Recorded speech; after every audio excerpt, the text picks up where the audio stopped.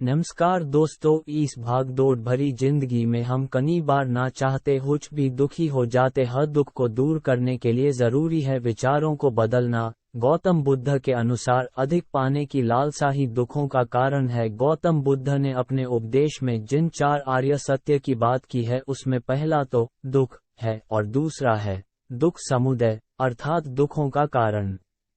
गौतम बुद्ध ने न सिर्फ ये बताया कि मनुष्य जीवन दुखों से भरा है, बल्कि इन दुखों का कारण भी बताया है। ये कारण बाहर की बजाय आंतरिक है, जो हमारी इच्छाओं और विचारों से जुड़े हुए हैं।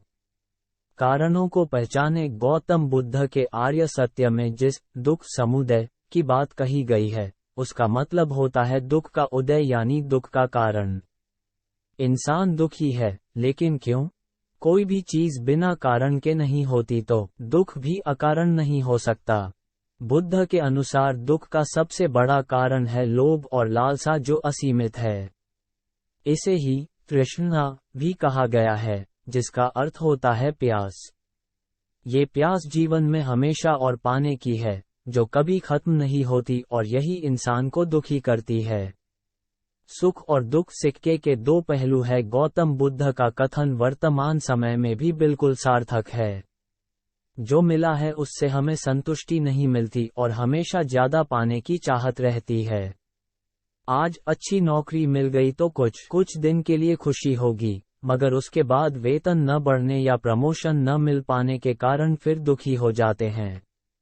यदि प्रमोशन भी मिल गया तो और ऊंचे पद पर जाने की ख्वाहिश होती है, और ऐसी ख्वाहिशें अंतहीन है, तभी तो हमारे दुखों का भी कोई अंत नहीं है, क्योंकि हमारी इच्छाओं और लालसाओं की कोई सीमा नहीं है। अक्सर लोग कहते हैं कि मैं फलां इंसान या परिस्थितियों की वजह से दुखी हूँ, लेकिन बुद्ध का मानना है कि दुख का असली कारण तो इंसान की सोच और विचार है। क्या कभी आपने सोचा है कि आपके दुखों का कारण मैं यानी आप खुद हैं?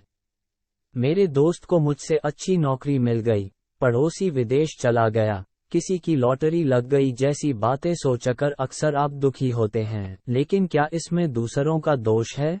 नहीं, उनके बारे में सोचकर आप बेकार ही दुखी होते हैं। यदि आप इस बारे में सोचना छोड़ देंगे तो दुख नहीं होता, यानी कुल मिलाकर आपके अधिकांश दुखों की वजह आपकी सोच और विचार ही है। जो व्यक्ति सकारात्मक और दूसरों के बारे में अच्छा सोचता है वह दुखी नहीं होता।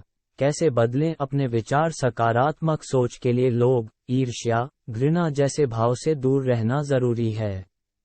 सबके प्रति मन में प्रेम भाव रखें।